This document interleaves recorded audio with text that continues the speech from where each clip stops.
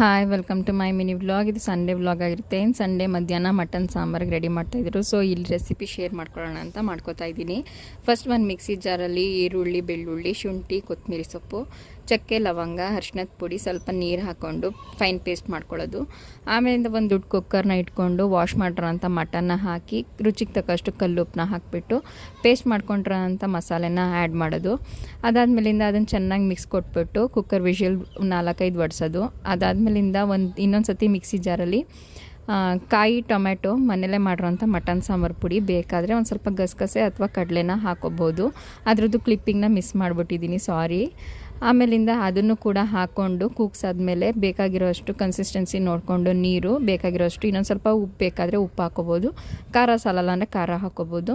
ಆಮೇಲೆ ತೊಳೆದಿರೋ ಅಂಥ ಅವರೆಕಾಳನ್ನ ಲಾಸ್ಟಲ್ಲಿ ಆ್ಯಡ್ ಮಾಡಬೇಕು. ಇದ್ರ ಹೆಸರೇ ಮಟನ್ ಅವರೆಕಾಳು ಸಾಂಬಾರು ಅಂತ. ನಮ್ಮ ಮನೇಲಿ ಇದನ್ನು ನಮ್ಮ ಅತ್ತೆ ಮಾಡ್ತಾರೆ, ಬಟ್ ಇವತ್ತು ಫಸ್ಟ್ ಟೈಮ್ ನಾನು ಕೂಡ ಮಾಡಿದೆ.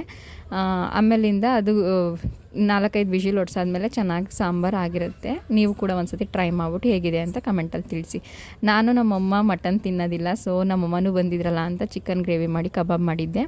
ಆಮೇಲಿಂದ ನಮ್ಮಮ್ಮ ಊಟ ಮಾಡ್ಕೊಂಡು ಹೊರಡ್ಬೇಕಾದ್ರೆ ನನ್ನ ಮಗ ಕೂಡ ಆಟೋ ಹೊತ್ಕೊಂಡು ನಿಂತ್ಕೊಬಿಟ್ಟಿದ್ದೆ. ನಾನು ಬರ್ತೀನಿ ಅಂತ ಹೇಗೋ ಸಮಾಧಾನ ಮಾಡಿ ಇರಿಸಿದ್ದಾಯಿತು. ಈ ವ್ಲಾಗ್ ಇಷ್ಟ ಲೈಕ್ ಮಾಡಿ, ಹಾಗೆ ಫಾಲೋ ಮಾಡ್ಕೊಳ್ಳೋದು ಮರಿಬೇಡಿ. ನೆಕ್ಸ್ಟ್ ವ್ಲಾಗಲ್ಲಿ ಸಿಗೋಣ. ಬಾಯ್, ಥ್ಯಾಂಕ್ ಯು.